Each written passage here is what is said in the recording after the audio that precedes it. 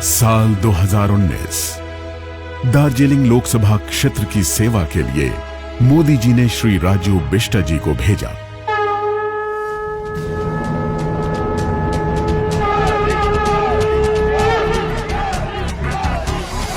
और यहाँ जो उम्मीदवार है इसमें एक हमारा राजू है। 2 दशक से मैं इसको जानता हूँ, 2 दशक से। जय भारत माता की, भाजपा पार्टी उम्मीदवार श्री राजू बिष्ट जी की। जय गोरखा, जय गोरखा। श्री राजू बिष्ट को मिला जनता का प्यार, क्योंकि जनता ने किया इस युवा नेता पर एतबार।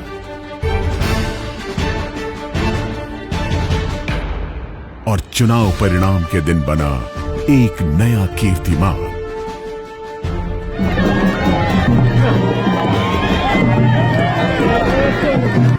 मैं राजू बिष्ट लोकसभा को एक जना सदस्य को रूप में निर्वाचित भय को हुनाले ईश्वर का नाम में शपथ लींछु। र यहाँ को लाखों जनता लाई मैं पूरी पूरी धन्यवाद दिन चाहूँ। यो जीत वास्तव में भने यहाँ बसने जनता को जीत हो। साल 2020 एक साल हो गया दार्जिलिंग, कलिम्पोंग, सिलीगुड़ी और चोपड़ा के लोगों द्वारा श्री राजू बिष्ट को संसद भेजे हुए। एक साल में मोदी जी के नेतृत्व में धारा 370 और 35A हटाई गई।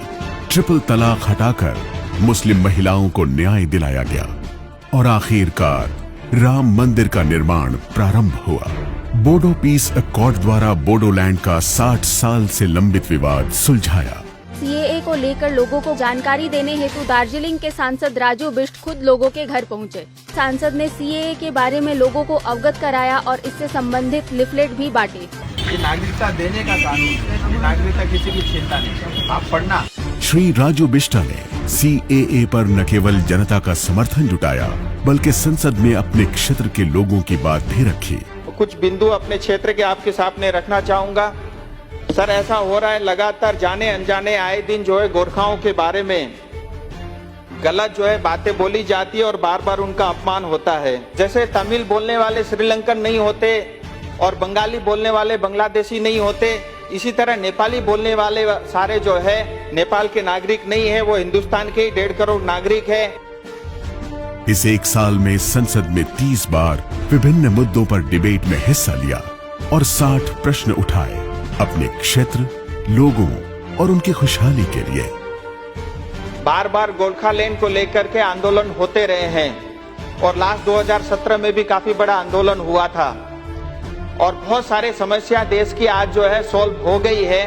और इस बार हमारी पार्टी ने 2019 में इस बात का जिक्र किया है, उस क्षेत्र के लिए हम परमानेंट पॉलिटिकल सॉल्यूशन करेंगे। ऐसे देश के अनेक जो है इश्यूज को रिजोल्व हुए, इसका भी जो है समाधान जल्द से जल्द होना जाए और इस प्रक्रिया के लिए काम जल्द से जल्द चालू कर दिए जाए। दार्जिलिंग में 2017 में जो प्रोटेस्ट हुआ उसके बाद टीएमसी की सरकार और पुलिस का गुंडा राज लगातार चल रहा है।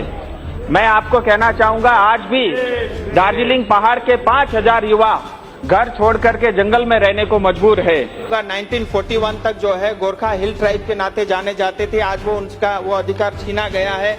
मैं चाहता हूं आपके माध्यम से उनको पुनः जो है ये ट्राइबल स्टेटस का जो है वो मिले। हमारे क्षेत्र में उप समूह में से एक बड़ा समूह है कोच राजवंशी।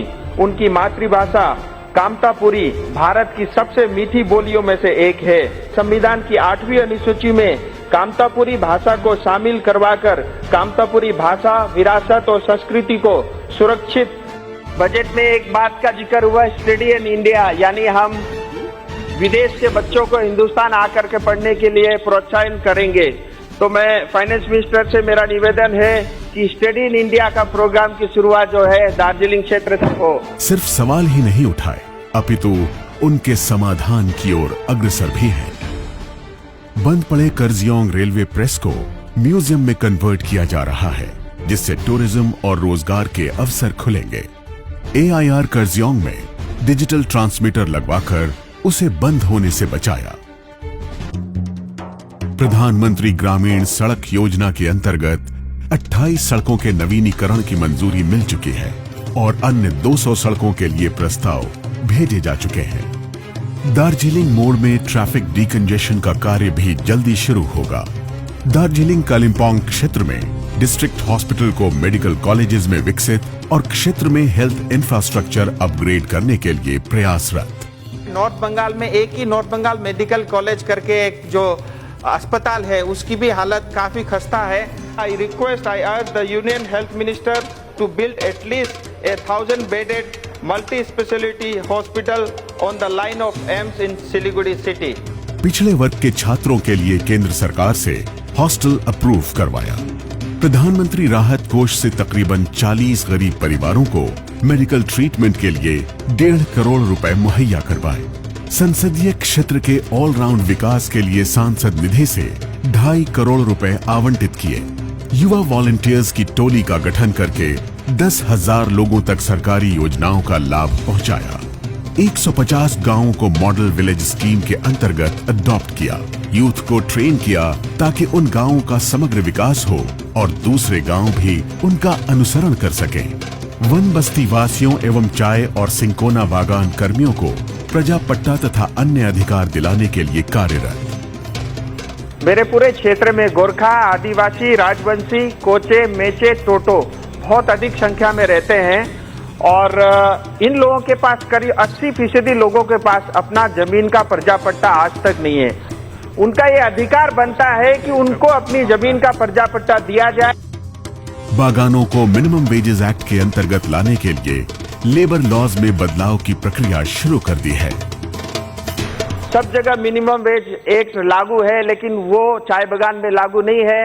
आज भी वहाँ जो मजदूर काम करते हैं मात्र 176 रुपए प्रतिदिन मिनिमम वेजेस मिलते हैं। यानी जो अंग्रेज चले गए उनके कानून आज भी हमारे ऊपर थोपे जा रहे हैं, वहाँ के श्रमिक पे थोपे जा रहे हैं, उसको बदला जाए। हीमुल कोऑपरेटिव के रिवाइवल के लिए केंद्र सरकार से मंजूरी ली।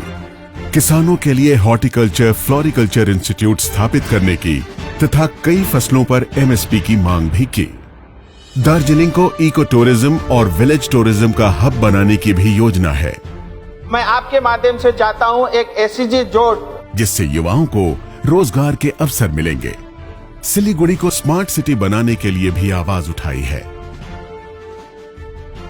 तो इन सब को देखते हुए अगर हम इसको स्मार्ट सिटी के तहत अगर इसका विकास किया जाए तो सुरक्षा के एंगल से भी, और वहाँ पे जो एयरपोर्ट में रोज करीब 6000 लोग आते हैं, उसके बावजूद भी एयरपोर्ट की हालत खस्ता है। बागडोगरा एयरपोर्ट को अंतर्राष्ट्रीय स्तर का बनाने की योजना को केंद्र सरकार की मंजूरी दिलवाई।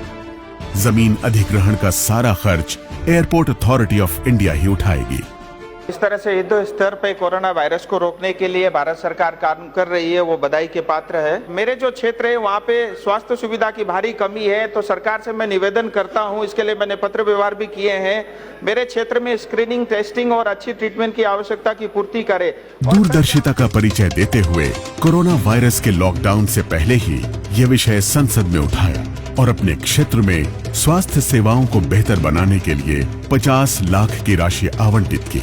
क्षेत्र की जनता की तरफ से पीएम केयर फंड को 1 करोड़ रुपए का अनुदान दिया।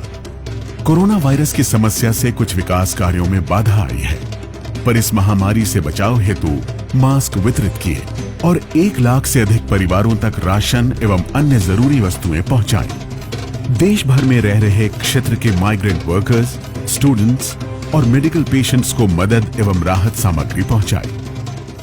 खाना देने के लिए राजू जी को बहुत बहुत धन्यवाद। विशेष गरी हाम्रा एमपी राजू विष्टज्यूलाई धेरै धेरै मुरी धन्यवाद। मुरी धन्यवाद दिँदछु। मैं राजू विष्टा के बहुत बहुत धन्यवाद देना चाहता हूँ, काले के हमें की इतना मदद दे थे। 1 वर्ष के अपने कार्यकाल में श्री राजू बिष्टा जी ने क्षेत्र और उनके लोगों के विकास के लिए जितने कार्य किए हैं उन सब का विवरण यहाँ दे पाना संभव नहीं। फिर भी दार्जिलिंग की विकास यात्रा में ये पहला कदम मात्र है। आने वाले वर्षों में इन कार्यों की गति एवं गिनती और बढ़ेगी।